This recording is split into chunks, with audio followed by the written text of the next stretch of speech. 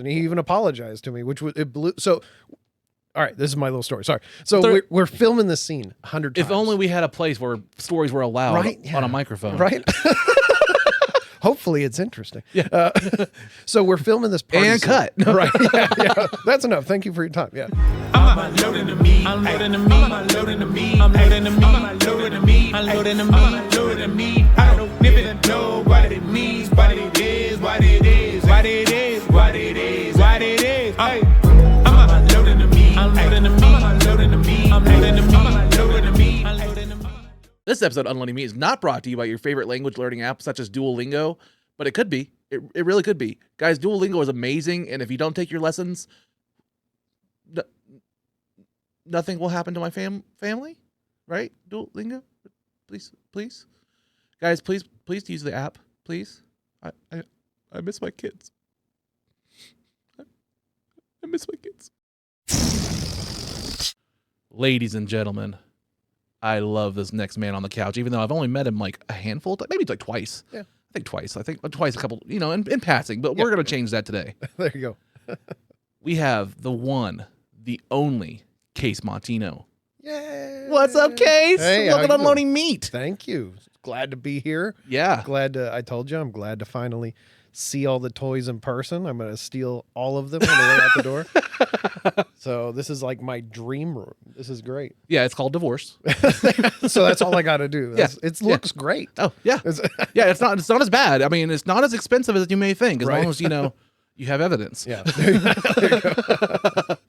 Yeah. No, this is my first time. Do people know where you live? Yeah, Bartlesville. Okay. I was like, I don't want to Oh, yeah, the cave.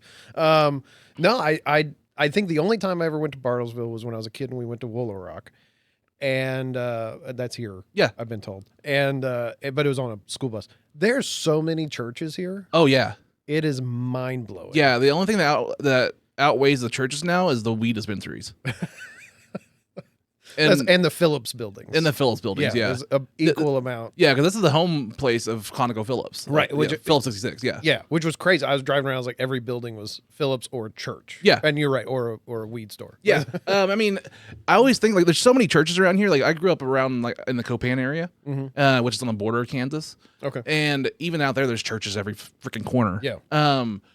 I always relate that churches are kind of like badly named Asian restaurants, like a badly translated one, because there's some that are like Bible Baptist Church. It's like I'm pretty sure you doubled down there. That's right. Yeah. I should hope so. You have Bibles at the Baptist Church. Right. Yeah. Yeah. It was amazing. We just drove around because being ex-military, I get everywhere way too early. We were in town at 11, right?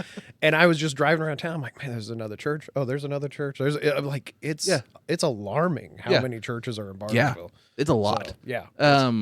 There's the one thing that keeps the Dillards in open right now is the rich old white women that are going to these churches. You could really open a Kohl's here. Right? Yeah. Like that would be, maybe you've got one. I don't know. But that's like we had a Tuesday mornings that went down during COVID and then still miraculously came back, only to stay open for like a month and then close down for bankruptcy. Wow. Yeah. Those old white women knew what to fucking get. That's right. We need Tuesday mornings. Yep.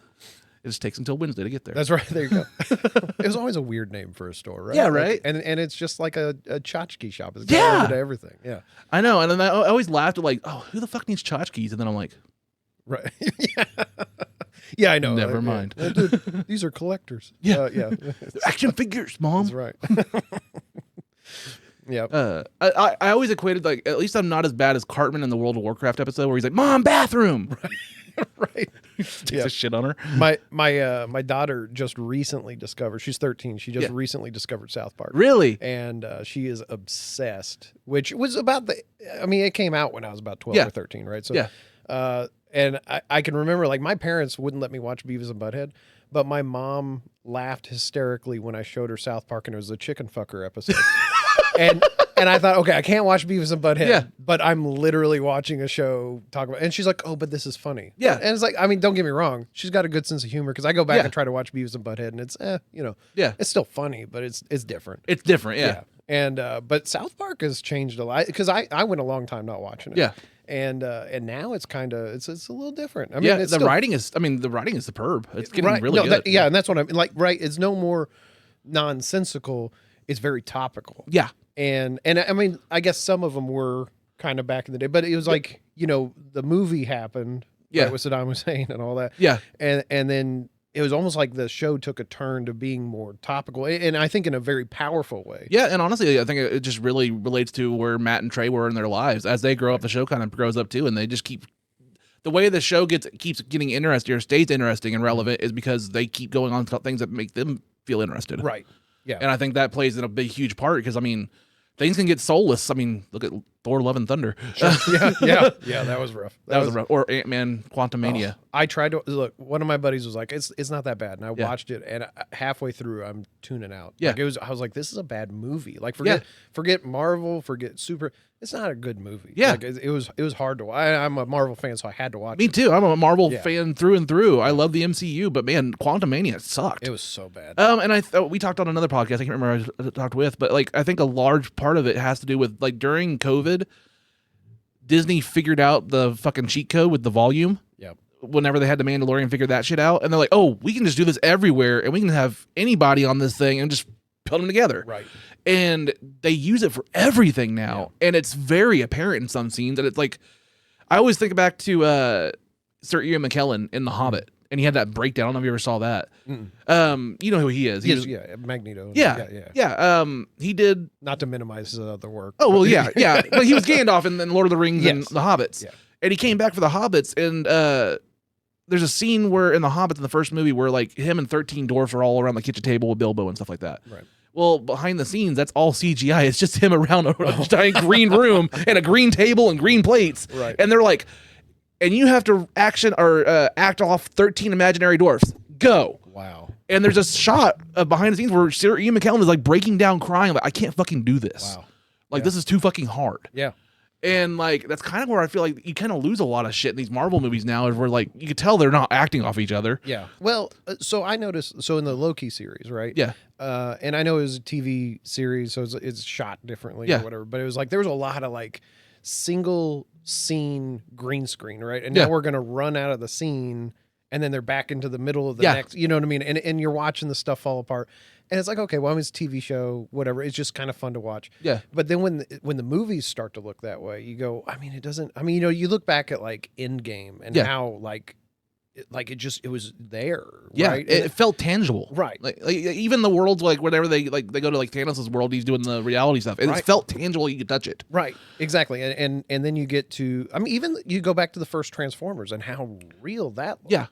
And I know that, like I said, I know there's a lot of people that are, you know, making memes about how bad CGI's gotten and stuff like that. But it's like, it really, it almost looks like a cheap sci-fi film at times. Yeah. You know, and that's where, like, Quantumania to me, I was like, none of it makes sense. Yeah. It's all comical. The fact that they, like, I know MODOK wasn't like, right. He's Yeah, not that was Apocalypse, weird. That was just, but they, like, the character became stupid. Yeah. And I mean, the stretching of the face, and I mean, yeah. Like, I mean, I don't know. Sometimes it just feels like you can kind of see stuff coming. Like even the Marvel Avengers game had MODOK as a main villain, and so like Marvel's starting to be in this thing where like if some kind of character gets introduced in like a comic or a video game or like kind of some kind of tie-off spin-off, you know they're coming in the MCU soon, right? But it may not be what you want. It's just to get that hype train going to where that keyword is buzzed around in Twitter and Instagram, and it's like hashtag MODOK's everywhere already. Right. Well, it's like when Cable came into Deadpool. They started a new Cable comic series and only made it 12 or 13 issues. Yeah. And then it went away, and then they kind of had Cable and X-Force again. Yeah. And then that kind of went away. I was like, man, I mean, you know, I want so I told you a while back that I was big into the Hope saga. Yeah. And they had brought Hope back into X-Force and all that. And it's like, oh, this is going to be, right? Let's move. And then they just move on again. And you're like, it's like sometimes it's just stunt casting, just get these buzzwords going. Like, they announced on Deadpool 3, they're bringing back Jennifer Garner's Elektra. Right. Who the fuck is that for? Yeah. Who's asking for that? Or Ben Affleck as Daredevil. Like that. I'm like, come on. Yeah. No one needs that. Yeah. That movie was fucking bad. It was real bad. But you know, at the time, that's all we had. Yeah. Right? It was sort of like, I mean, the Tobey Maguire Spider-Man series kind of really, you know, started that movement of like, we can put together a good movie until the third one. And it's kind of like Blade. Right. Like, Blade 1 and 2 were good. But I mean, so Blade 2 is kind of rough to watch now. Like, it doesn't hold up. But Blade 1 holds up really well. Yes. 3 is atrocious. So bad. It's so fucking bad. It was really with Triple H in it. Yeah. Like, the CGI eyes. Oh yeah. Where he refused. Wesley Snipes basically boycotted that entire movie during the fight or during the production. Yeah, I've heard that. I heard he was a mess that whole time. Yeah, like basically any shot that does not have Wesley Snipes directly talking to camera is his stunt double. Wow. He would not show up on camera. He would not show up on the show unless he was directly involved. Yeah. And then like there was even one shot where like they have to have him open his eyes on a gurney and like at the end of the credits, and he wouldn't do it, so they had to CGI his eyes opening. Did they really? I oh my gosh, I'm gonna go back and watch that now. Just for that. They're gonna get one more view just for that. Have you ever been on the set of like a film or something? Not yet, no. So I did Tulsa King when it came to town, and there was a guy who was the body double for Stallone. Yeah. And I get these casting things all the time now, and it'll be like, oh hey, we need a body double, and no one looks like this. Yeah. If Timothy Oliphant comes to town, I'll shave and maybe I can fill in. If Jonah Hill gets depressed one week. Right. Well, it sounds like he's getting depressed. 3 weeks, yeah. But there was this guy that if his back was to you and he was walking, he mimicked the walk of Stallone, because Stallone's got his gait. Yeah. When he walks, and his shoulders are always really It's back. Like a Vince McMahon strut kind of thing. It really is. Yeah. He ran into me because of his wide ass shoulders, and he even apologized to me, it blew. So, all right, this is my little story. Sorry. So we're filming this scene 100 times. If only we had a place where stories were allowed on a microphone. Right. Hopefully it's interesting. Yeah. So we're filming this party and scene. cut. Right. Yeah. That's enough. Thank you for your time. Yeah. So episode 3, first like 7 minutes of the episode, and they keep bringing this camera through, right? And they go, look at the camera like it's a guy in a white suit that doesn't belong here, because we're all dressed down. Yeah. Right. It's a pop party or whatever in a garage for some reason, and it's of course it was Oklahoma. Weird. Yeah. And so I was the pivot point. The camera would come straight at me, and then I had to step out of the way, and there was a door behind me. We shoot this thing for forever. Yeah. I mean, I'm talking hours. I'm like, oh my God, step out of the way again, step out of the way. And they said, okay, just pretend it's a guy in a white suit, real dressed up. I'm like, okay, yeah. I thought they're just going to shoot it later with him. So we cut, everybody comes back, and they say, okay, action. And coming through the door, now I don't get starstruck, right? I've met a lot of really cool people in my life. Yeah. It's just neat to meet cool people, but I'm like, whatever, there's people. Yeah. And I mean, I've met some of my real life heroes, like in the military, right? I mean, like military guys that went and did incredible stuff. And I'm like, so these actors, like, I'm like, where you act, right? Yeah. And it was lost on me for a moment that this is Rocky, this is Rambo, this is right. He beat Hulk Hogan in Rocky 3, right? Whatever his name, Thunder Lips, yeah. And like he's not just an actor, right? He's Stallone. Yeah. And he's walking towards me. Now, as he was also King Shark. Don't forget his crucial role in Suicide Squad. Right. But you're right. Have him up there. Do you? But so what was shocking to me is, as an extra, you're standing there and you're doing all these movements and moving your mouth. No noise is happening. So we've just shot for hours and hours and hours, not saying a word, just pretending to be at a party, waving, mimicking talking. Yeah. And here comes Stallone, and I see him, and I'm like, that's Stallone. And I verbally, out loud, go, holy shit. And like, forgot to move. And he's coming through. There's no room for him, and he bumps me with his shoulder. Yeah. And he's a big, I mean, people that say he's small, he's close to as tall as me, and he's a big man. And so I get shouldered into this wall, and I'm like, oh. And I almost fell, whatever. I should have just, Stallone hit me. And so I was like, oh crap, now I'm going to be in trouble, right? Because like I didn't get out of the way. And they cut, and he comes back through. He's like, hey, you okay? I'm like, yeah, no, I'm good. He's like, all right, take care. And he moves on. I'm like, oh my God, like Rocky touched me. Like this. I think you just really want to tell the story just so you can show off your Rocky That's impression. right. Yeah, that was. Yeah, it's better most of the time. I heard it back. That wasn't very good. That's Bruce, baby. That's right. Yeah. But no, it was like I was like, man, that's so cool. Like that, like the whole thing, right? And so when you consider like body doubles, and so anytime they'd shoot him from behind, it was this other guy, and I'm like, what a unique skill this guy has to just kind of look like Stallone. Yeah. It's like The Rock's cousin whenever he falls down all the hills and stuff like that, and like the rundown. It's like, now let's stop on the stunt double, and it's just his cousin, and he's just like, okay, you're going to fall down this cliff. Yep. Go. Yeah. Well, and we had extras walking up to this guy. Like, oh, Mr. Slim. And then, like, he'd turn around. You could tell he wasn't. You know. But it was like, man, these guys, everybody's just trying to, like, get in there. They want to talk to him. And, it's sort of like going to, like, weird, like, summer camp. Because all these people are like, oh, I want to be an actor. Or I was sitting next to a guy that was a really annoying pro wrestler. And local. Yeah. Right. And so he was bragging about that. And I'm just sitting there like, man, this is dumb. Yeah. Like I'm just here for the $10 an hour. Yeah. Like this, and I mean, it was an experience. It was really cool. It was a 12-hour day. I'll never do it again. Yeah. I say that, but it's a lot. It was an opportunity and an experience. Right. Yeah. Yeah. And that's kind of in my retirement. That's kind of what I told people. I said, I just want to do what I want to do. Right. And that's kind of how the comedy thing started. I'd actually, just before retirement, me and my buddy were on a little scooter, one of those, electric deals. Yeah. And together. And it didn't have money. And I was like, all right, whatever. Let's roll it down the hill. And this lady is talking to my wife and his wife. And I'm like, oh, somebody's over there being like, your husbands are idiots. And I don't know that she wasn't, but it was Angela Teague, who, you know, she does comedy here. And she had invited us to a show. She said, those are the kind of people I wanted at a comedy show. And, whatever. So we went. It was Jenks, Riverwalk. She had a show. And so we went. And Katie Style was there that night. C.R. Parsons was there that night. And I forget who the other two were. And that's not just to protect their identity. But but that's already a pretty good lineup right there. Yeah. I mean, those two together. Yeah. Right. And me knowing nothing about the Tulsa comedy scene. Yeah. I went, oh my God, like this is incredible. And I told my wife that night, I said, I think I want to give comedy a shot. She was really? I said, yeah, I think if I was on that show, I wouldn't have been the least funny person. Yeah. Right. I wouldn't have been CR, Katie, or those are different human beings. Like they're a different level. So you did Tulsa King before you started comedy, basically, is what you're telling me. Well, that's how I landed my first actual gig. Right. So I tried comedy. I came home and they were doing an open mic at Jameson's in Broken Arrow. I won set of the night. Nice. Hugo Willie was there.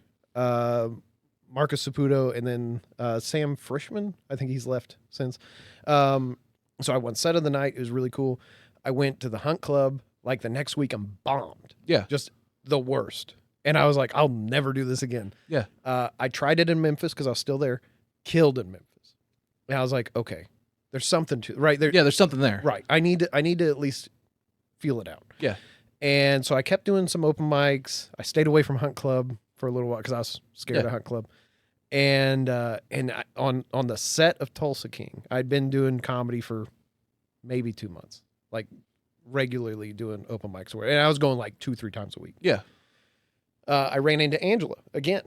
And I said, hey, I don't know if you remember me. I went to your show as a Memphis guy. She's like, yeah. I told her, I said, hey, I've been doing comedy. And, I have no idea how people get booked, which, I mean, no one should have booked me. Yeah. No one. I mean, I was way too soon in my mind. But the military gives you that mindset of like, what's next? Yeah. Right. How do I progress? I've reached these goals. What's the next goal? Right. And in comedy, there's none of that, right? You don't advance. Yeah. You get better. Yeah. Right. Hopefully. And you get better and you try to just stay polished for your next opportunity. Right. Yeah. Yes. Right. You're like a prize fighter without a manager. You're like, somebody's going to knock on my door someday and I got to go fight. And the open mics are the gyms. Right. Exactly. Yep. And so she said, well, I've got a show coming up on Father's Day, which was, a couple weeks away. Yeah. And I said, great. Hey, we'd love to come out. She goes, no, I want you to be on it. Now, at the time, I didn't know. It was Martini's. Yeah. And it's sort of her open mic. It's where she tests out, who's going to be on the show or whatever. And so I went, and this is where I met, I'm name dropping everybody. This is where I met Rick Clement, who's a photographer for Tulsa. Yeah. He's phenomenal. So great. Yeah. Sat up front. This is my first like real recorded, like I'm trying this out. So first off, my wife has an incredible laugh and she laughs at everything except me most of the time. But Rick's got a great laugh. Yeah. And having both of them on the same audio was incredible. And so I did that show and she came up to me after that show and said, hey, my biggest show of the year is in Owasso at Emerson Nice Brewery, which is, if you've not been there, fantastic brewery owned by a veteran. He was a Black Hawk pilot, either pilot or gunner. Great guy, great business. I'm sorry, I'm plugging everybody's stuff. I'm sure they appreciate it. I don't get paid for any of this. It's all right. And so first paid show. Yeah. And she said, I want you to open. I want you to do 10 minutes. Now, Nice. at the time, 5 minutes was still long Yeah. at open mics. Yeah. But I had done 11 minutes at this thing, the Martinis. Yeah. And so I thought, well, I can do it. And so I did it. And it's both like this great experience and the worst thing that ever happened to me. Okay. I used to tell a joke about 22 a day, which I don't know if you know what that is, but 22 veterans a day commit suicide. Oh, okay. Yes. Yeah. And so I used comedy at the beginning as my platform. Yeah. To be like, hey, if I post about it, most of my Facebook is full of guys that already know what 22 a day is. Yeah. But there's this thing where you do push-ups to 22 push-ups a day to help bring awareness. Heavy topic, I know. Yeah. Bringing it way down. Don't worry, it gets better. Spoiler alert. Right. And so I would tell people what this is, and then because I'm telling jokes, I got to get out of it. Yeah. Right. I brought the mood down. But Yeah. This is how I would open my shows, and I'd say, so what I'm saying is I'm a veteran, and if this doesn't go well, those numbers might go right. Yeah. Those numbers are going up. Horrible thing to say, but it's funny, and veterans have this very dark sense of humor, and so everyone laughed except one person. And in the recording of the video, this is what hurt. The owner of the place comes up to me and says, hey, do you see the lady in the pink over there? I said, yeah. He goes, that's my wife. And I was like, okay. I was like, this is weird. I'm not into that, but thank you, And he goes, you see the lady in the gray next to her? I said, yeah. He goes, that's her best friend. Her husband was in the Army. I said, oh, where's he at? Yeah. Now it's a spoiler alert. Yes. He said 3 weeks ago he was one of those people. Now, Yeah. we were 2 trains heading towards each Yeah. other. She's coming out of the house for the first time Yeah. since this. Yeah. Hey, why don't you come out and have some fun laughs at a comedy show? Yeah. And I'm like, I got this killer joke to open the show with. Yeah. Always the worst. I went up to her afterwards, after the show. I don't apologize for jokes, but I apologize because I as a veteran, I get it. The Right? circumstance. Anyone gets it. Yeah. Right.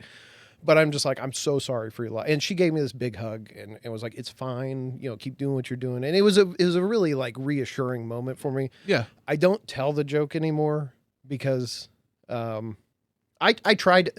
Look, jokes offend people. Yeah. But I try to stay away from stuff that intentionally, like, It goes out of your way to offend. Right. And if you've experienced that kind of loss, it's like, well, that really does suck. Yeah. Like, I couldn't imagine. Like, that sucks. Well, you've also grown as a performer yourself, and you've kind of just you've outgrown that material, basically. Right. Is what you're trying to say. Yeah. Right. And the reason it worked was it was so. I've also kind of gone away from opening my shows when I was in the military. Yeah. Right. Because my first set was all military stuff. Yeah. And I'm excited. I'm doing a VFW show. And I'm excited to do a show for veterans, and I'll break some of that stuff out. Yeah. But like, there's more to me than that, right? Yeah. Like I'm a dad, I'm a husband, I'm starting teaching this year. You know what I mean? Like all that stuff. And so, kind of trying to grow as a performer and go, okay, I don't have to lean on that stuff. It is a funny joke, and I might use it again sometime. But I'm more careful with it because that one. Yeah. That one almost made me walk away. Well, even with me too. My history of like sexual abuse. Me coming out and stuff like that. Like, and just the traumas I've had from divorces, and I've had 2 suicide attempts in my past, and like that stuff's in there as far as my story. So like when I write my comedy, sometimes it does get expressed out there. Yeah. But in the beginning, I was going for that shock. I would talk about my suicide because again, like when you start going on those open mics and you get that live microphone. 10 times, I'm going to say it 10 times out of 10, it's always therapy. Right. It's therapeutic to go up there on front of a mic and just kind of air your fucking grievances sometimes. Absolutely. And it gets addictive sometimes. Some people just do that, and then you forget to do the funny shit. Yep. I definitely, I did that one time. I got up and did 5 minutes of just stuff. And I don't know if you were there the night that I told my it's not a school shooter joke. I shouldn't say it like that. It's sort of. So, okay. Yeah.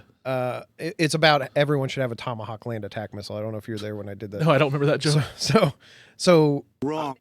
Yeah.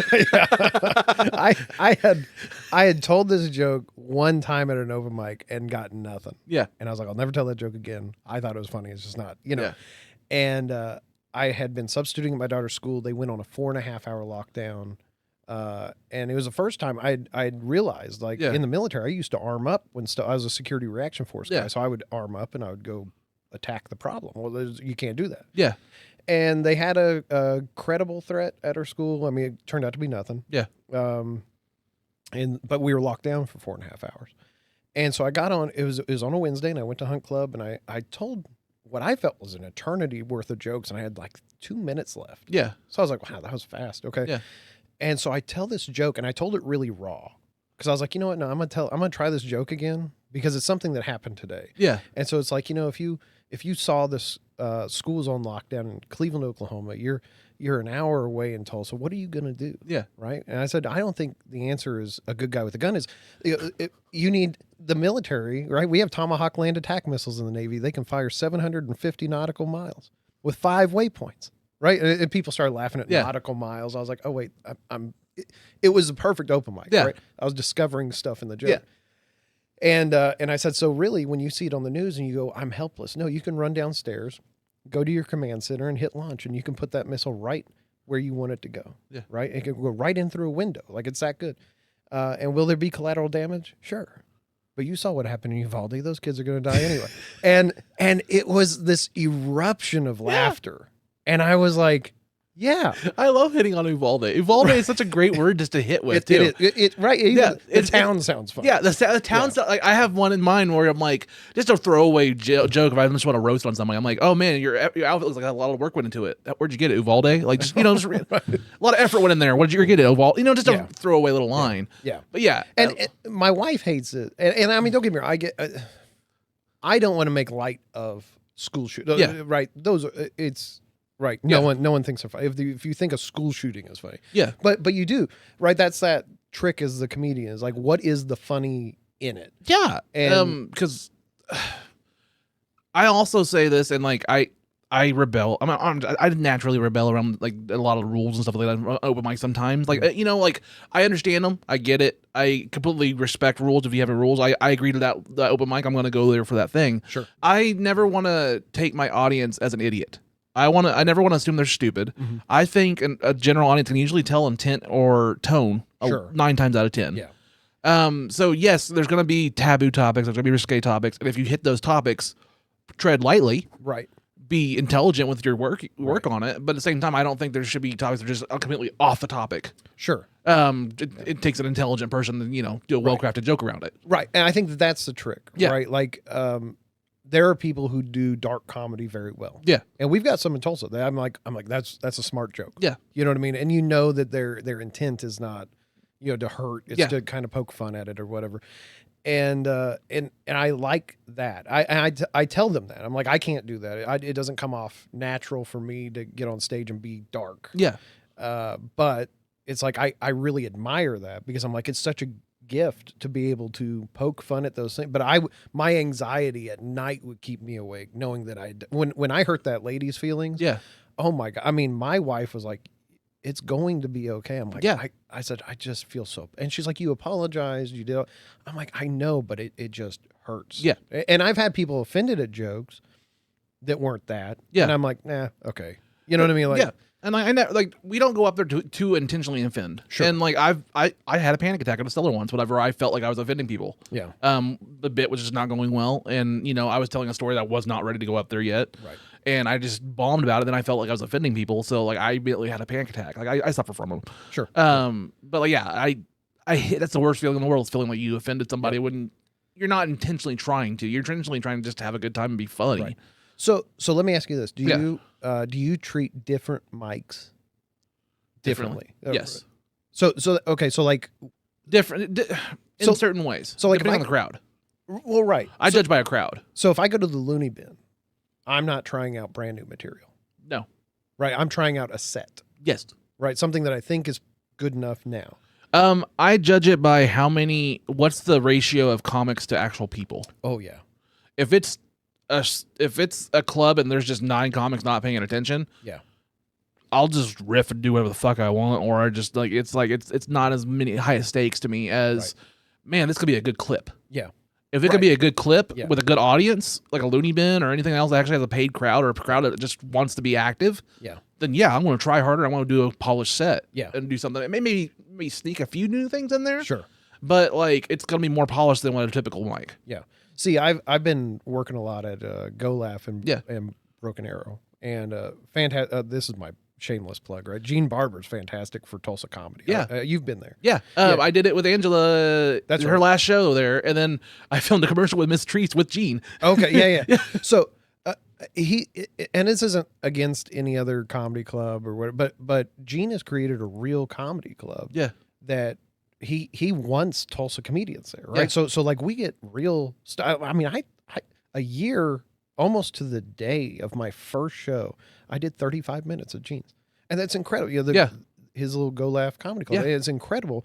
But I had worked there so much with Angela that it was like, well, I was starting to try out new material there because I thought these people have seen everything I've got, and it became a really good place. He's going to start an open mic. I don't know what his date is. Yeah, I think I know they still karaoke and they're trying to get the open mic started. Yeah. So he did the first one as a fundraiser for a lady that's that was last Friday, wasn't it? Yeah. Yes. By the time of this taping, yeah. Yeah. So I he had asked me to host well, we got into a conversation and I said, hey, do you have a host yet? And he goes, no. I said, well, I'll host your first one for you if you want. Cause it was like in 2 weeks. Yeah.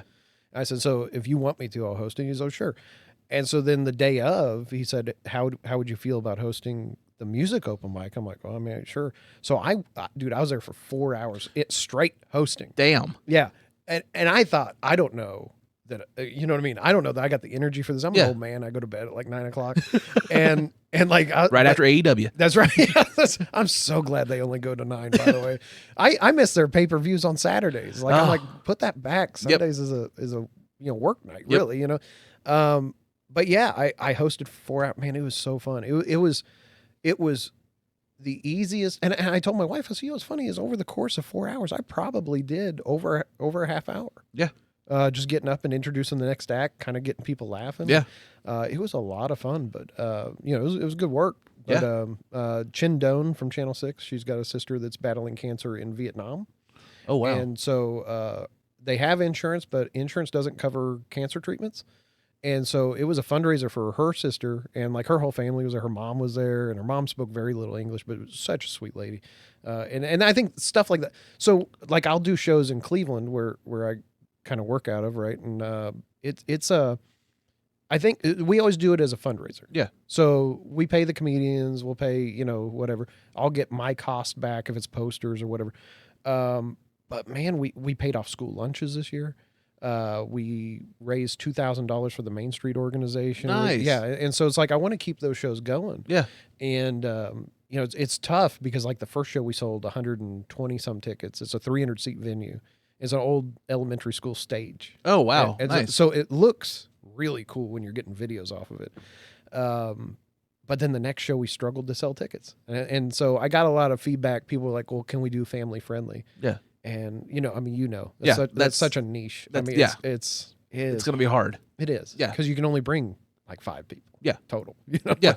And I've given thought, what do you think about this? So they were like, what about making it PG-13? And I thought about, you could bring your 13 and up with a parent, but I think that's still hard. Right? Because if the kid's offended at the end of the day, or the parent is like, oh, I don't want my kid to hear that. Yeah. Right? At the same time, if you put it as PG-13 and it's parental discretion advised, I mean that's literally what it means. That's true. I mean, it's kind of like I look at it like, oh, you took your kid to go see Deadpool in the theaters. Were you offended? Right. Well, shame on you. Right. Like, that's how I feel though. You know right? what I mean? Yeah. So like if you advertise it as it's like, hey, this is what it is. Yeah. Well, so my first show, my father-in-law showed up, and first show in Cleveland. Yeah. He's an old farmer. He doesn't leave town, right? He's 74 years old, and he left after like the second person. And he's like, he told his other daughters, he's like, it's filthy, it's gross. And I mean, I'm not necessarily. I mean, I did tell a joke about my beard and his daughter's vagina, but as one is to do. Who doesn't?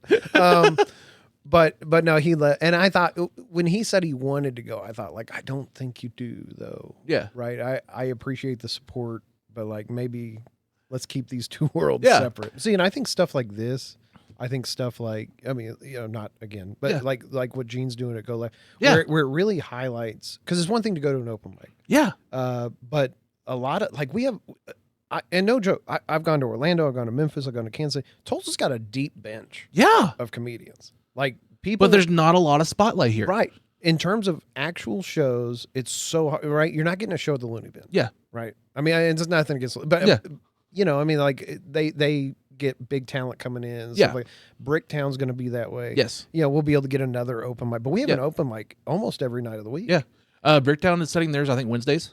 It's like 7. It's like Wednesdays at 7. Can we get one at like 2 p.m. so I can hit them all? Right? Like, there's so many on Wednesday. Yeah, I think they on their calendar, because I was looking at the David Tell dates. I think they said Wednesdays we're going to be open mics at 7. Yeah. Which is going to be exactly at the same time as Hut Club and Looney Bin. It's just kind of like. And they brought in David Tell right in the middle of Blue Whale. I know. Like, I know. They're going to sink Blue Whale. I know. And like, David Tell's my comedy idol. Is he really? He's literally my idol. Like, I Skanks for the Memories. I love that album. I can listen to it front and back. I adore that album, and it still holds up. Yeah. It's an amazing, like, if you want to know comedic timing and just being able to, like, riff with the crowd, David Tell, Skanks for the Memories is an amazing album. Yeah. His show Insomniac was so influential to me. That was an excellent show. Even like shows like Dave's Old Porn. I've talked on here about Dave's Old Porn. You don't know about that. I know. Yeah. Dave's Old Porn was on Showtime. Oh, okay. And it was Dave on a couch, and they would have a green screen behind him, and they would just show like old 70s and 80s porn movies. And he would riff. It's like Mystery Science Theater 3000. But for porn. But he would go a step further and bring in like the porn actress or the porn director or the people from that 70s movie, and they're sitting on the couch watching the movie again 30 years later.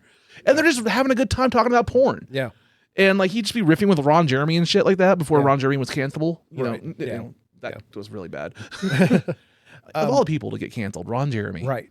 Yeah. You'd think he'd be beyond it by this point. Yeah. See, I'm a big John Lovitz fan. Ooh. And I mean, like, I grew up watching Comedy Central or whatever. But I mean, like, what was, now I can't think of, The Critic. Yeah. Right. Mm-hmm. And so we left Branson a couple weeks ago, and the day we were leaving, John Lovitz was going to be at the Blue Room, and I'm like, I would have loved to see John Lovitz, and so I'm waiting for him to, like, I reached out because I had a show coming up, and I was like, I reached out to him, obviously heard nothing back. Yeah, he said yes, no, and I'm like, hey man, I got this show, because I thought I would pay out of my pocket, to get him to show up to a show. Yeah, like, one, that earns me a lot of credit that I booked of course, Lovitz, you know. Of course, I heard nothing back. Yeah. So if you're listening, John Lovitz, I know I've seen it on his Facebook. He's a big Unloading Meat fan. And, I loved him in Rat Race. Oh yeah, that's a great movie. John Lovitz had a lot of like just cameo appearances in a lot of Adam Sandler movies and stuff like that. Like The Wedding Singer, when he's the alternate wedding singer. Yep. Losing his mind, and I'm reaping all the benefits.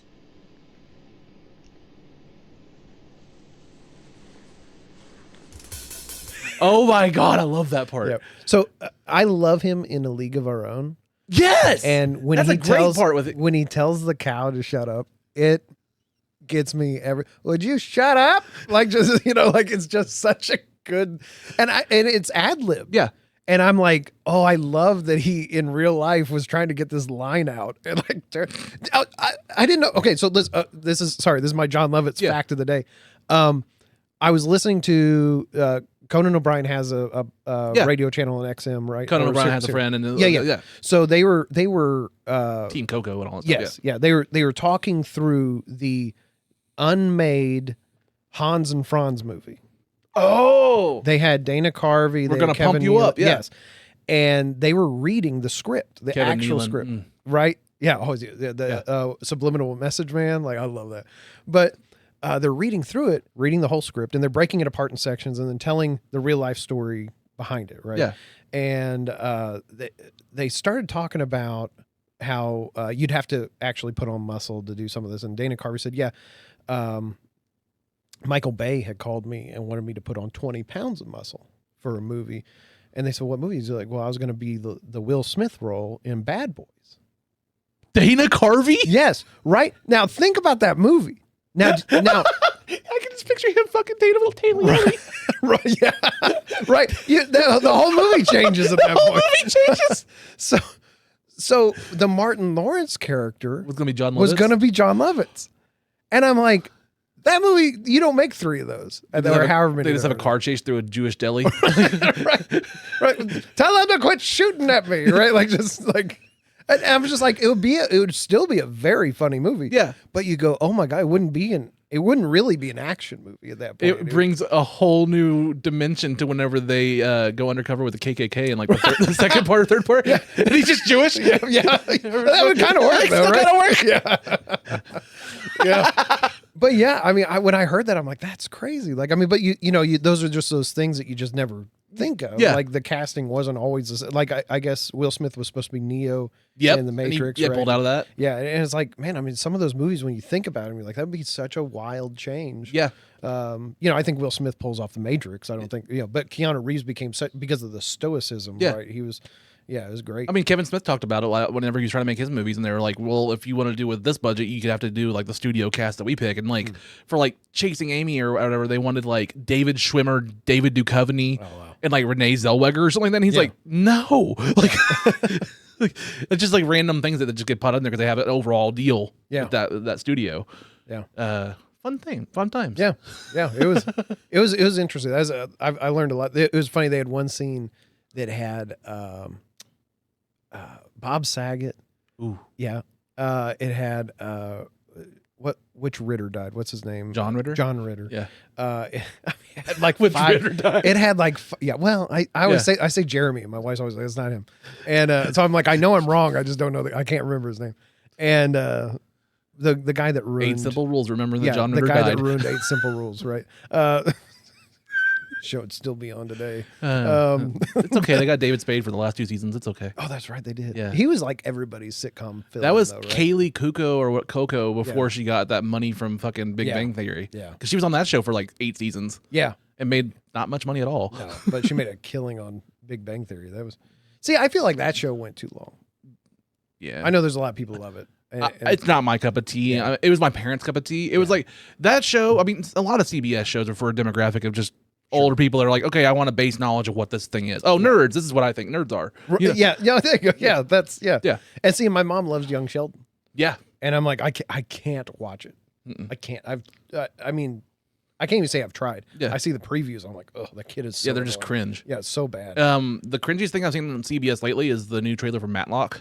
They're remaking Matlock with Katie Bates or Kathy Bates. Yeah. Oh no. And the trailer's so cringe because it's just old white haired Kathy Bates as a lawyer, and her name's Matlock. And there's a part in the trailer, I shit you not, it's so cringy, where they're like, Matlock, and she's like, yeah, like the old TV lawyer. Yes, Matlock, like the old TV show. Oh. So then why the fuck did you name her Matlock? Like, it could have been named anything. It has no no connection to the original character. Yeah.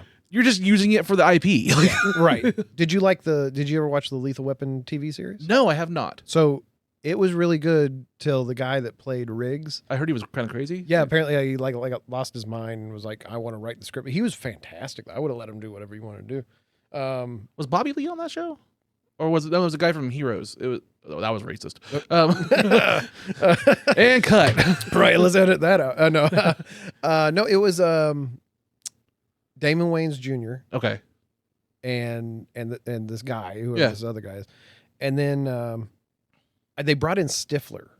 Oh, Sean William Scott. Yeah, they brought him in to fill in for the other guy. I couldn't. Yeah, and he looked like Sean William Scott if he had a successful career. but yeah, it was the show just didn't work. If he wasn't the goon, right? Yeah, yeah. Oh my god, what a bad movie. So didn't they make a sequel to that? The I think Goon so. too? Yeah, I think they did. Yeah, Electric Boogaloo or something. Yeah. That's a deep cut. This episode of Unloading Meat is not brought to you by a famous game like Raid Shadow Legends. Raid Shadow Legends. I've never played it, but boy, if they sponsor this show, I might give it a try. Hopefully. It really depends, Stefano, on what the contract says, like how long I have to play it. I've heard good things. Have you heard good things? Nobody cares about your opinion. Anyway, if you are sick of these fake ads, make sure that you reach out to people like Raid Shadow Legends and tell them to sponsor the show Unloading Meat, and they'll be replaced soon. Anyway, back to the show. Man, we have been talking for a while. We've just been talking about riffing. Just I know. shit. Right? I'm so sorry. Great. I feel like we it's haven't fun. accomplished what I'm enjoying this. Okay, I was gonna say this is good conversation, but I will bring up though. Do you have any questions for me? ooh, I do. Whip them out. Okay, good. All right. You know what we're gonna do? What are we For gonna? this questions? I have a special thing. Uh oh. Is this a special song? Is this... No. Oh, okay. Just for this. All right. For my guest questions. Uh oh. Guest questions. These are very deep questions. Okay. So, question number 1. as you look around the room, you see all the collectibles. As a collector, would you rather go online and buy exactly what you want, or would you rather die of old age, not like in a terrible way, knowing you, like, you know, searching for this thing, like going to stores and then like on your deathbed, I enjoy like, the hunt. Yeah. I enjoy the hunt. A lot of the stuff is from the hunt of just going through random Targets and Walmarts and stuff like that, and just there's the give me that serotonin hit. Whatever. Right. I found it. Do you buy any of them from collector stores? I try to sometimes. Yeah. And there's a lot of stuff that's collector like exclusives now. Sure. Yeah. Hasbro does a lot of exclusives. I mean, even Walgreens has exclusives now. Right. Yeah. Which sucks. Yeah, I it's weird. hate Walgreens exclusives. Yeah.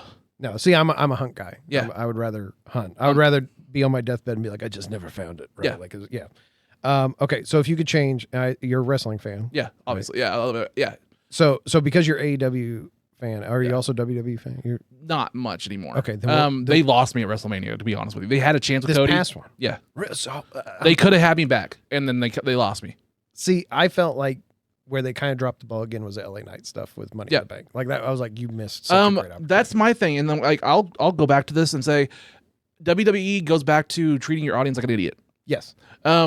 If the storylines don't make sense, or if somebody is obviously over and you're just not pushing them out of spite, Right. I don't have faith in the product. Right. I have faith in the people. Like I love LA and I love the New Day. I love people like that, and like Seth Rollins. I can appreciate the athletes and stuff like that. I just wish they were in AEW. Well, yeah, it was when they waited to put the title on Kofi Kingston. Yeah. They should have called the audible at Elimination Chamber and put the title on him, and then took it off at WrestleMania. Yeah. And then the way he lost it to Brock, and then nothing ever happened. in seconds. Yeah. It's so gross. Yeah. I mean, honestly, the only person that I can really think of in the last 10, 15 years that really bends the thing of like coming out from an outside talent is AJ Styles. As far as like Vince finally believed in him enough. Yeah. But even then, you don't see him in the main event. Not anymore. No. Yeah, he's off now. But okay, so we'll keep it for both then. Yeah. So if you could change one moment in wrestling history, what would it be and why? Cody should have beat Roman Reigns if it's recent. I mean, we just talked about it. Yeah. Yeah. But like okay, so beyond that, like pretend that Cody's champ. Right. Okay. I'll go back to a pretty famous one. People will probably agree. Austin should not have turned heel at WrestleMania with McMahon. Yeah. He shouldn't have handshake. He should have handshook him and then stunned him. Right. He should have brought him in for a stunner, and that would have had a pop. Yeah. Even though I will say, in hindsight, knowing that Austin was hurt and like he had to do a lot of stuff more comedic because he was really hurting. Right. Heel Austin was hilarious. Yeah. Like Alliance Austin with Kurt Angle was Cheering him up singing a song? It's chicken soup for the soul. I'm inspiration. Look at him. He's relieved. His hair's growing back. Once you got past the initial piece, it was like, it worked. But Yeah. yeah. But yeah, I would have changed that. Right. So, okay. So my last question, this is kind of, it goes back to the first one a little bit. Okay. So wait, before I move on, sorry. Yeah, go ahead. If you could change one thing in AEW history, what would it be? Cody should not have been removed himself from the world title contention. I completely agree. How do you feel about CM Punk? You think he should show up? I love CM Punk. Even now? Yes. Okay. His promo where he, like the last Tell me when I'm telling lies. Yeah, and then like what was it, like what would you say, like $50 or something like that, or Yeah. he just said let's let him dig Young Bucks. Counterfeit bucks. Yeah. Okay. All right. Do I think that he was completely unprofessional at that press conference? 100%. Yeah.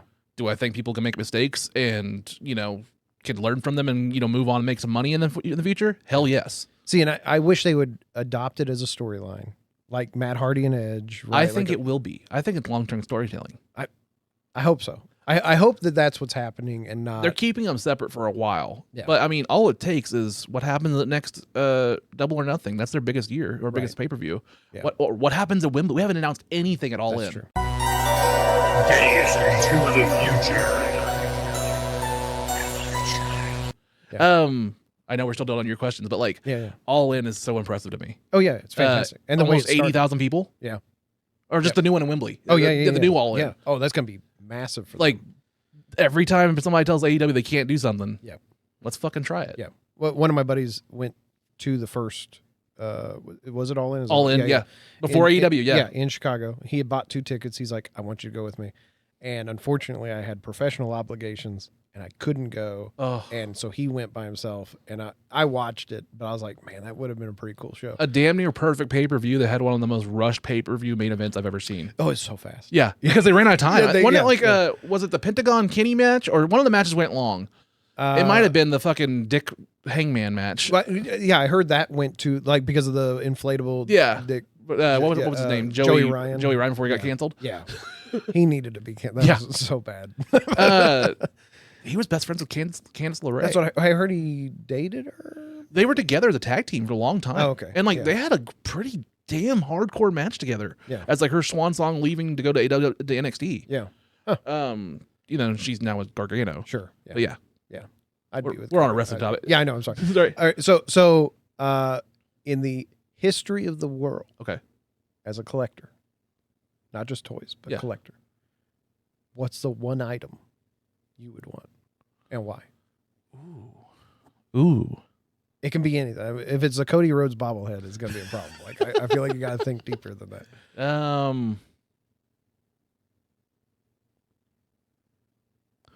I would love to have one of the original Megazord suits from the Power Rangers. History of the world, you going Power Rangers. I'm going Power Rangers. You could have the Spear of Longitude. Yeah, I know. I'm just saying. No, yeah, no. Give me a good Megazord suit from the 1989, Super Sentai series. I'm game. Yeah. That's good. There's a museum. The other we can things, Wikipedia that shit. Yeah, I mean, to some degree, the other things are probably going to break. And they're not synthetic; they're natural materials. Although there was a YouTube video a couple months ago that showed like the movie Power Ranger outfits, like in a display. They were doing some kind of like a show, and those things are rough now. Like they are barely held together. Like they're just disintegrating basically. Yeah. Just on the stuff that they used to make those. Have you ever been to DC? No, not Washington DC. No. So is there another? No. Okay, I just comics. I was like, how do I get to there? I was like, shoes. Yeah. So no. The I'm national a skater boy. Just ask Admiral. That's right. You were the one she was singing about. No, but in the museums they've got. In the museums they got all this old stuff, right? They have the original the flag that was. Oh shit. They don't have any of that. We got Pornhub. But they've got the flag that they wrote the national anthem about, and they have like Lincoln's top hat, without a bullet. Right? But the creepy and all these things are falling apart. That was John Wilkes Too Soon, right? but all the things are falling apart, and then they've got I was like, what are these? Like they're canvas masks? No, they were the masks they put over the people that like had decided to kill Lincoln before they hanged them.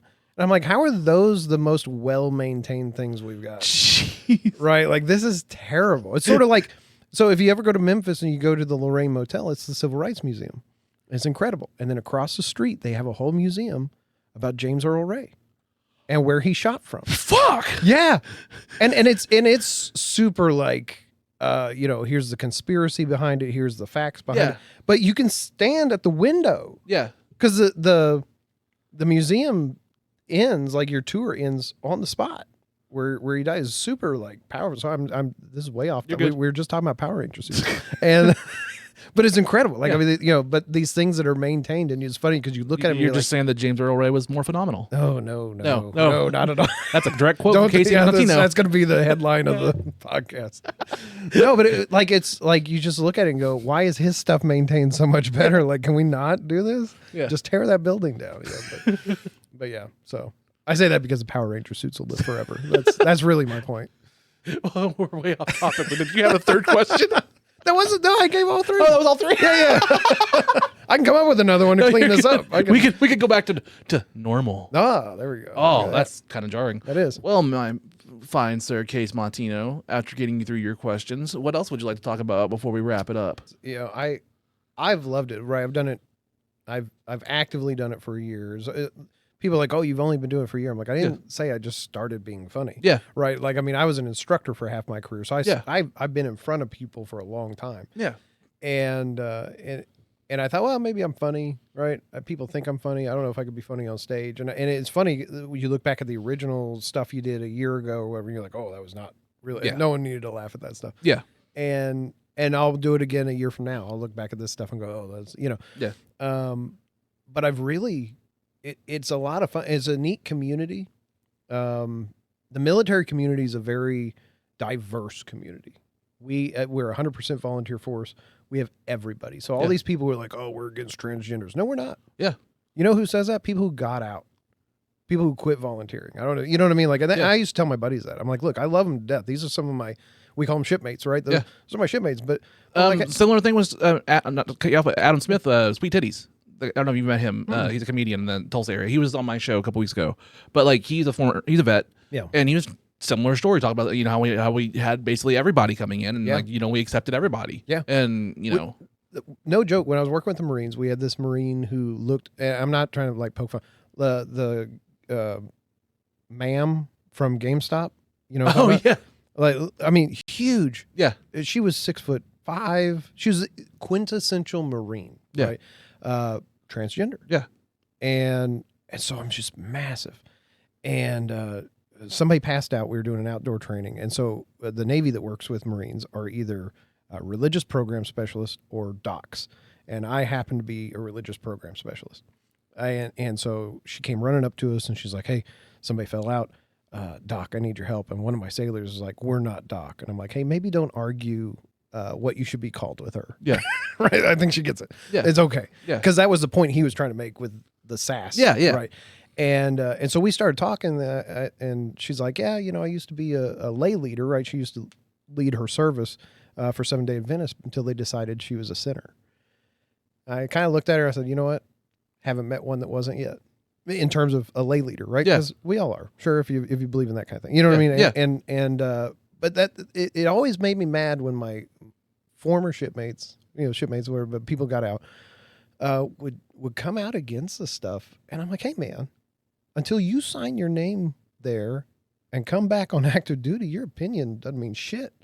Because I need this person who volunteered, right? Because I finished 44th out of 47 kids in my high school. Yeah. And I made a huge career out of this thing. You know what I mean? Like, no one should have taken a chance on me. Yeah. And so I'm like, that's the military. But then the comedy community is so diverse. Yeah.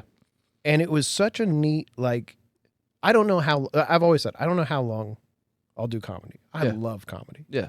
But I'm 40. Yeah. Right? I mean, I don't know what the legs are for this thing. I mean, it might be 50 going to the hunt club. I don't know. Yeah. Maybe,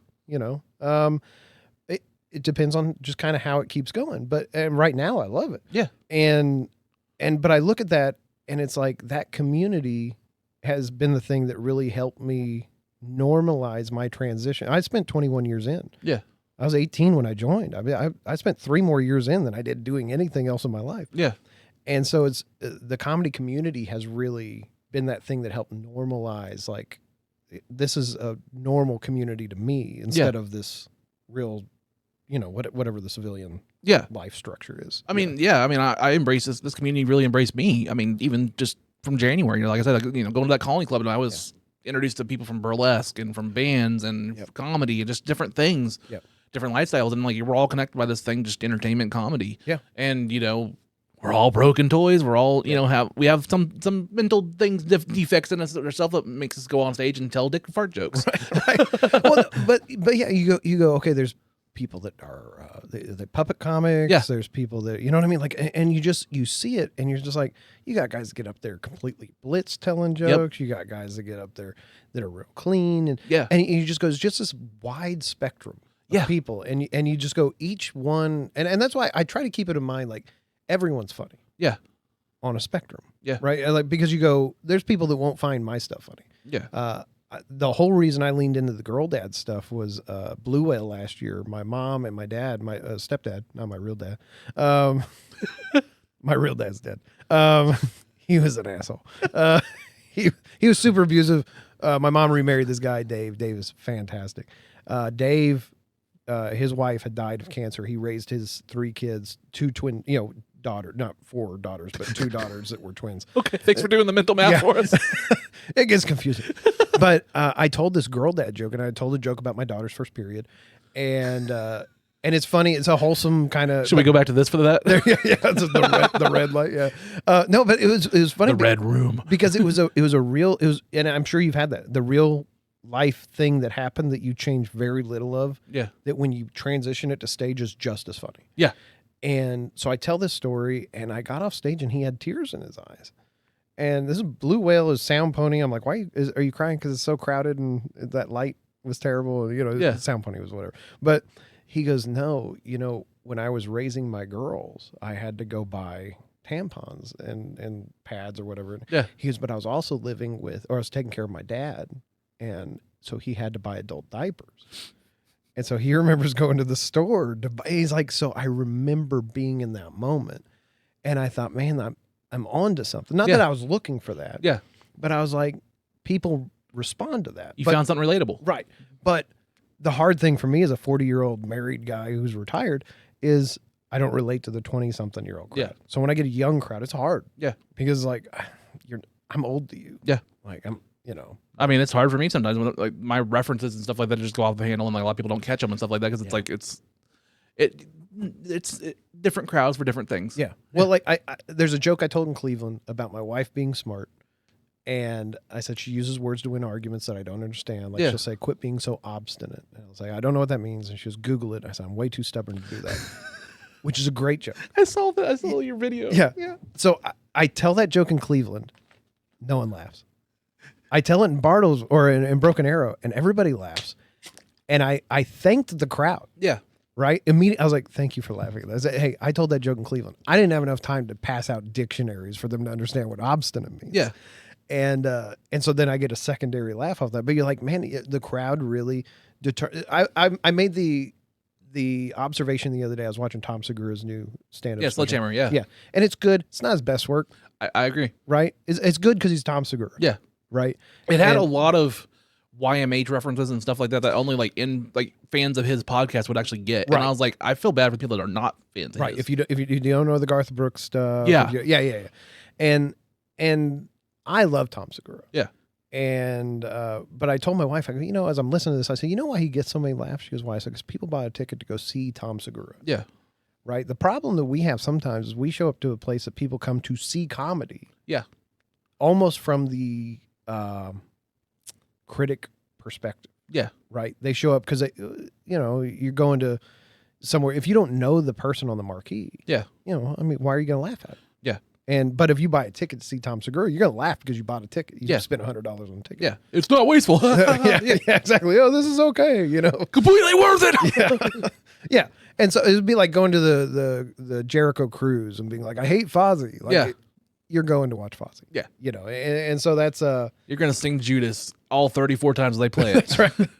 But and that's kind of the thing, right? You go, okay, so at what point do you get there where people are, Matt Rife got there because he was good looking and charismatic. Yeah. Right? People hate him for his comedy. I don't think he's that funny. He does a lot of crowd work and he's charismatic and he's a good looking guy. I will say this though.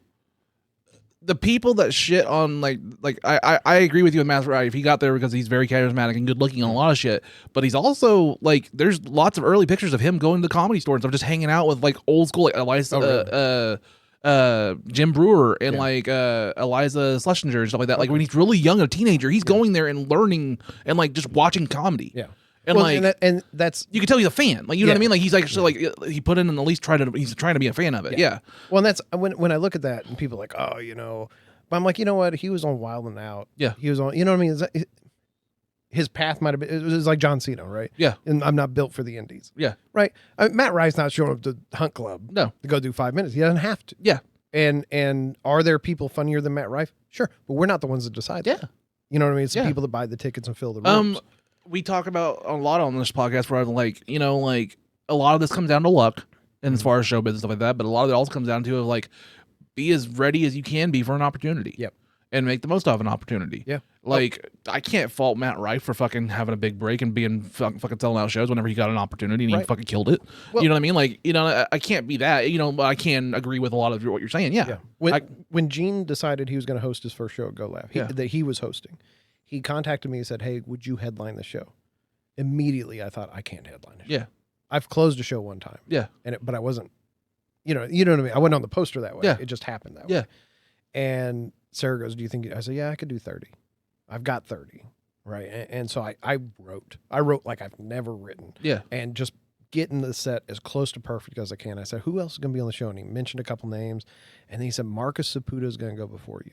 And I'm, anyone who doesn't know Marcus Saputo. Yeah. Marcus is fucking hilarious. He's so funny. And I love Marcus's comedy. He's so solid. And he went before me. And I'm Italian, he's Italian, but we're different Italian, right? Yeah. Like he's Jersey Shore from Montana or Wyoming. Like, I mean, I don't get it. But the great part was it was such a great lead-in because I got to get on stage and be like, it's hard to convince people after seeing Marcus that I am also Italian. Yeah. But there are two different types of us. There's Yeah. the olive-skinned, muscle guy, and then there's the hairy. And there's a guy that works at Olive Garden. That's right. That's right. Yeah, there you go. But you know what I mean? It was such a great opportunity. Yeah. But exactly what you said, you just got to be ready. So when he asked, I didn't say, "Let me think about it." I said, "Yes, I'll do it." Yeah. But immediately felt like I don't know that I can do this. Yeah. And I did 35. Yeah. And I there were still handfuls of jokes that I probably could have told. But it was that's it. You take the opportunity when it shows up, and you do the best you can with it, and you hope you don't bomb. Yeah. Well, you talked about earlier in the podcast about like your love for John Lovitz and like being like you reached out to him, like, you hope that he would, reach out, but like it would just give you some credibility to like have John Lovitz, that you booked John Lovitz. Right. Like, I hate fucking name dropping myself, but like whenever I did the work with Josh Wolf, like whenever I had him here and I got to produce an episode of a podcast for him and his son, like that just came because somebody asked Maverick, who opened for him and stuff, was asking around who had a podcast studio. Yeah. And Zach Eamon was like, "Hey, Jared Ralphie Allen has the best podcast studio in town." Yeah, definitely. And it just came from there. Yeah. And I was just ready, and I was like, "Yeah, I'll take it." And I'll cherish those 2 hours they're on the couch forever, because I got to just rack their brain, just kind of talk with them on downtime and produce a whole episode for them and just kind of talk to them for a little bit. And it was a great experience. And since then, I got a lot of, I don't want to say credibility, but people just kind of like started knowing my name a little bit more. Yeah. Just the Josh Wolf kind of rub a little bit. Yeah. Well, that's when I retired. That's one of the things I said. I go, I want to do whatever I want to do. Yeah. And I'm going to ask everybody everything I want to ask. Yeah. I had liked something on Facebook, and it was from Kostaki Economopoulos, which I don't know if you know the name. But Don't know that He's name. a comedian. He's on the Bob and Tom show a lot. Okay. And he used to do the Economonologue. I think he was married to Caroline Ray at one point. Okay. I don't know if you. I know Caroline Ray. Yeah. Yeah, these are deep cuts. I'm sorry. Yeah. So Caroline Ray was on Sabrina the Teenage Witch. Yeah. And so I liked his thing, and then I realized I had shared. So I went to his page and said, "Email me," right? Yeah. Like I was like, okay. I emailed him. All I did was said, "Hey man, I used to listen to Bob and Tom show all the time. I used to love Economonologue. I retired. I'm in comedy now. Yeah. I really appreciate all the laughs through the years." And within 5 minutes, he had emailed me back, and he had emailed, right? Not like. And I was like, man, that's so cool. But and now it's like, do I ask him for advice? Like, but I don't want to be that, like, You don't want to be that guy. Yeah. Dear Slim, I wrote, but you still don't call me. Like, but then I emailed the Bob and Tom show, and I said, hey, just like we talked about, there's no promotion in comedy, right? Yeah. There's no like, I've leveled up. Yeah. And so I said, hey, how does somebody wind up on the Bob? Because Mike Birbiglia used to do it, and I was like, and the what are they called? The guy that runs the show, The booker or no, the producer. Producer emails me. Longest email I've ever had in my life. I was almost about to email him back, just TLDR, didn't read it, right? Like, but I was like, no, but it was so good advice. Okay. And he gave me, it was 5 or 6 paragraphs full. About hey, we don't book up and coming people, we book people. Yeah, I'm like, no, that wasn't what I was like. I don't think I deserve to be on the Bomb and Top show. Yeah, but he started talking about I've done comedy for this many years. I've never been paid to do comedy. They've paid for my hotel or they pay, but you just don't make a living in it. It's like, well, I'm also I'm retired. I'm not necessarily. I just want to do. I'm chasing that high. Yeah, of being in front of a crowd, and I just want to keep bigger crowds, and because I just want to make people laugh. That's the same way with this in the podcast too with me and my stand up is like, like I want to progress, but I'm not looking at it to get famous. Yeah. I'm looking at it like I said, I paid off the house, paid off the car. Sure. I built this. I'm I want to have this to where I can eventually just pay for my kids and me just through my comedy. Yeah. And just, be comfortable. Yeah. And this is great, right? Like this is such a great, I mean, like the setup's great. The format's great. You know what I mean? It's conversational. Yeah. It's not forced. It's not, you know what I mean? I told my daughter, because she's like, where are we going today? I was like, you remember that guy's toy room I keep showing you? She's like, yeah. I was like, it's not a toy room. It's actually where he does a podcast. I said, I can't wait to see all the toys. So no, it's been great. This is. Well, man, thank you for coming. Where can everybody find you at? Where can they find the Cayce Mautino? Yes. So I am on the Facebook. I am on TikTok, Instagram. Now what's the new, not Twitter, but Threads. Threads. Yep. It's all the @ of course, because I'm old. And then Cayce Comedy. So CAYCE Comedy, all one word, or Cayce Comedy, depending on how you want to pronounce it. But yeah, I regularly post TikToks. I usually, YouTube, all that, put it all through. Trying to get more confident in posting some bits. Yeah. Right. I did it there for a while. I had some good hits, but it's like I get so you get judgmental about your own stuff, and you're like, I wasn't good enough. Yeah. And but I'm posting stuff all the time. I've got you'll see my farm stuff on there too. We live on a farm with a bunch of animals, and occasionally he's Rhonda. Occasionally Santis. I am Rhonda Santis. Everybody. Hey, I'll tell you what. If he winds up really running, if he gains, I'm gonna do it. I'm gonna go. I don't think he's running anywhere. Have you seen him? No, I know he's terrible. Yeah, it'll be a stiff limp at the best. Yeah. All of them at this point. Like, can we get some youth? I know. Like, is there no young people that want to be president? They used all the youth that we had and got another Indiana Jones fucking sequel out. That's right. Yep, they stole a bunch of souls to make Harrison Ford young again. That's put an earring in there. Fuck. Then they de-aged him in the beginning. Have you seen it yet? No. I've seen the image of it. Yeah, right. Which is wild that they can do that. Yeah. Like, yeah. And then there was news that came out today. Well, at the time I was recording that, like Tom Cruise's the latest Mission Impossible almost include a de-aged Tom Cruise in the beginning, but they took it out because it was too distracting. Yeah. And I'm like, a week after Indy comes out and everybody's talking about the de-aged Indiana Jones being distracting. Yeah. Fucking politics. Ant-Man, right? Like yeah. When they did that for Michael Douglas. Yeah. And it was pretty well done. Yeah. I mean, like, I was like, wow, that one was really good. It's not as bad as like X3. Remember whenever Charles Xavier and Magneto were de-aged back in like 2005? Yes. Yeah, that was bad. Good old Brett Ratner. Yeah. Yeah, there's anytime they do that in movies is weird because you just go, like, I mean, they still walk like they're 90, right? Yeah. Like they did it in The Irishman or whatever it was. Yep. And it's like, dude, I mean, like you're in your 20s, but you're like, my back, right? Like, it's like all we needed was like Adam Sandler doing the old man. Like, has he? That's a good Adam Sandler. Thank you. I try. Yeah. I'm on Fiverr. Yeah. No, the only thing I have on Fiverr right now is my Mickey Mouse voice. Like I got, oh boy. Oh, that's really good. Yeah, I do a different voice and impressions and stuff like that. Yeah, I had a buddy who's he used to do a podcast in North Carolina, and his friend, real manly, just Yeah. And we got to talking, and it's funny because it's such a gentle voice. Yeah. Because he's real manly and gruff, and he does a Winnie the Pooh spot on. Do you do Winnie the Pooh? Piglet. That's really good. Oh bother. That is really good. See, Yeah. I wish I could. Yeah, I see. Oh bother. I ruined my voice by trying to sound manly, right? And so like now I'm just this. Well, I have a naturally high pitched voice. Like when I do karaoke, I love doing karaoke. Yeah. I sing very high pitched stuff. Like, I sing like Frankie Valli and the Four Seasons and stuff like that. Like The Darkness, I Believe in a Thing Called Love. I love high pitched stuff. Yeah. I've talked before. Like I never wanted to be a lead singer. I always wanted to be like the high pitched background singer. Yeah. I was always that guy. Like I wanted to be like the third BG. Yeah. See, I had a boss that so he was a counselor. Yeah. And so when he would counsel people, and I know you don't know him, so it doesn't matter, but it's a spot on impression. But he would always talk like this. It's real breathy. Yeah. And he'd be like, why don't you just take a deep breath and calm down? And he would tell these jokes. He was super funny. It's like Michael McDonald trying to sing. Yeah, but it would take so long, like you're just listening to him. And so one day I did that in front of somebody, and my daughter goes, "You sound like Patrick." From I was like, "Oh, I do sound like Patrick." Yeah, Patrick. Yeah, yeah. And it's such a great but here's the worst story about that. I know we're taking up all kinds of time. I'm sorry. You're good. So, the chief of chaplains. So this would be like your top boss came to visit our command. and me and this chaplain that I did the impression of at the time. Move the mic down just a little bit. Oh, sorry. It went. Did it go up? There you go. Is that better? Yeah. Okay. So at the time, him and I didn't really get along. Like he's one of my very good friends now. Yeah.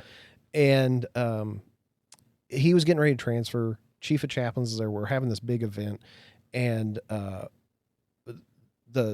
one of our chaplain's wives came over with the wife of this guy. Yeah. That I didn't at the time get along with, and said, "Hey, I hear you do a really good impression of Jim." And I said, "Oh, I can't do that. He's here." And they go, "No, you got to do it. You got to do it." And so a crowd started gathering. Everybody started coming around, and I'm like, "No. This is somebody's house, so I mean, there's only so much space." But now I'm like blocked in, and they're like, "You got to do it. You got to." His chief of chaplains comes over, so this is Admiral, right? Yeah. And he's like, "Oh, what's going on?" They say, "Oh, he does a really good impression of Jim." He's like, "Oh, let's hear it." The only person who's not there is this guy, and he's in the bathroom. And he comes out and he looks and he goes, I'm sorry. What's going on here? And I'm like, oh my God. And they go, you got to do it. And he's like, do what? And so then I just did it, right? I did my impression. I'm like, hey, everybody listen up. I got something really important to say. And everyone started cracking up except him. I felt so bad because, like, what a terrible feeling to come out of the bathroom and realize everyone was waiting on a joke and the joke was you. Yeah. Like, he couldn't have been more gracious to me afterwards. And Jim Pittman, I love you to death. But boy, did I get a lot of work out of that impression. People loved it. Well, like the best description I ever had for me was like Chris Pratt was on Graham Norton one time, and he was talking about how like he has like this mimic thing where like if you hear something, you just kind of pick it up, and I have that. Yeah. But mine is a lot of like I can't do a lot of impressions, but I can do a lot of singing impressions. Yeah. I can like Mr. Mackey from South Park I can do, but I can sing like the song like a lot better. Right. Like, like the little inflections you get in it. Yeah, like it's like the rhythm helps bring in the exactly. Yeah. But just different things. Like the one thing I have no use for it, but I have like a gay chipmunk voice. Like, like what do you do with that? Like, yeah. Well, the other day I broke one out on my daughter. She was talking about Taco Bueno in Sand Springs. Oh, but the way she said it, was she was trying to say it, but she was thinking about something else at the same time. She's like, and I'm going to do it in the voice that I mimicked her in, but it was Taco Abuela en Sand Springs. And that's what, like, it's almost what she said. She doesn't sound like Tony Montana, right? But she hated that I started making fun, because now anytime I'm like, where do you want to go eat? And I'm like, do you want to go eat at Taco Abuela at Sand Springs? And it's just funny because like it was how she tried to say it, but it's funny like where some of these imitations come from, and some of them are just so nonsensical. And that's like, I wish I could do. My mom's like, you do great impressions. I'm like, I really don't. Yeah. She's like, you do a great Arnold and a great. I'm like, I really don't. Like, everyone does an Arnold, right? Of some sort, right? Yeah. But it's just usually like, whatever. Yeah, like even like when I'm trying to do like more Disney stuff, like I can do Mickey. I can't really do a Goofy very well. I can do like Gorsh, like that. Yeah. Everybody can do it kind of like that, or you can like, I can't talk like Goofy, but I can do that, or I can do when he falls down a hill. Yeah, you've got a Mickey Mouse joke, don't you? Have I heard you do a Mickey Mouse on stage? You may have heard me doing a cellar, Yeah, I think so. Where I talked about like when I came out. Yes. Yeah. I was gonna say, I was like, wait, now that you'd done it, I was like, I'm pretty sure I remember. I did a story where like, I really don't. Man, you were there. Yeah. That was like I've only done that once. Yeah, because I was like, but that's such right. There's not a lot of people doing Mickey Mouse on stage. Well, surprisingly, you know why I haven't done that joke lately? What's that? So that night, me, Missy, and Trash, one by one, all had Mickey Mouse in our material night. And like Trash did a Mickey voice, and then Missy had like something or somebody, and then I did that. And I was like, what are the odds at one night? Right, it's like you drew it out of a bucket. Like everybody got the same one. Well, mine was just like when I came out, like I was like, about to shout out at my relatives that don't talk to me anymore. I was like, what if I was bi? And then like right before I did that, like a little devil Mickey Mouse and an angel Mickey Mouse popped up, and I was like, gay sounds better. That's pretty good. Yeah. Yeah, but yeah, it's funny where those things come from. Yeah. So, but we're just going on. Yeah, I know, now. Right? Yeah, we're gonna be here all night. That's Casey or Cayce. Yeah, is your real name? We'll ask the Stinger. Okay. That's right. What do you say, Sting? Is it? Okay, I'll be the icon then. That's good enough. Well, guys, I have been Jared Ralphie Allen. That has been Cayce / Cayce Mautino. if that is his real name. If that is, the camera's here. Yeah. I'm waving to the screen. It's all right. This is that one too. It's all right. Either one. Guys, this has been Unloading Meat. Thank you so much for watching. Thank you so much for listening. Be sure to like, share, subscribe. You know all that jazz. We need those likes. Come see us at my live shows. Come see Cayce at his live shows. Are you still doing them in? So once this airs, I will probably. I don't have anything on the books. Okay. From when I have. Come see Cayce. Guys, come see Cayce Mautino. Yeah. It'll be on the Blue Whale. Blue Whale. 2-time Blue Whale performer, Cayce Mautino. There we go. 2-time performer, Cayce Mautino. Cayce. Yeah, we'll see. You're confusing me too. Cayce. God damn it, Sting. Keep me correct. Guys, thank you for watching Unloading Meat. Peace.